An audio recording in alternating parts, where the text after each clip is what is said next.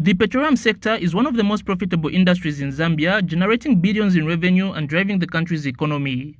However, for tanker drivers, this is not a relatable story, as concerns have been raised over continued fuel measurement problems that are leaving them financially exposed. The Fuel Tanker Drivers Association has appealed to government to urgently implement standard dip charts, saying the difference between fuel loaded at depots and delivered to stations are unfairly costing drivers money. Are now saying, can the government and through ZMA kindly implement the dips and dip charts? Because all these tankers that we are seeing here, they have dips and dip charts. Why are we now crying for dips and dip charts? It's for a simple reason that when we are loading, we will be able to dip and get the correct volume. Unlike what transporters are doing, because now we have noticed that the ERB, they are also not doing their job.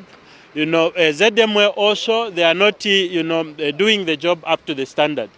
Union General Secretary Mr. Changwe explains that 40 meters and some tankers operating without proper calibration certificates have worsened the problem, making it difficult to know the true volume of fuel being transported. He warns that if dip charts are not implemented soon, drivers may be forced to stop fuel deliveries as they can no longer absorb losses they do not cause. Marketing company is going to deduct the money from the transporter. And now the transporter comes back to the driver, because this is a person who probably moved the product from the loading point to the offloading point. So the transporter will recover the money from the driver.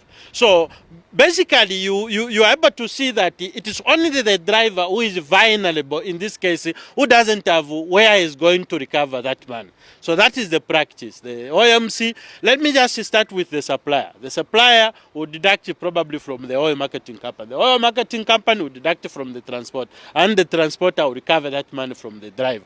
So the driver is a person who doesn't have where to recover that money from. Reporting for Crown TV News in Osaka, Chanda Mwango.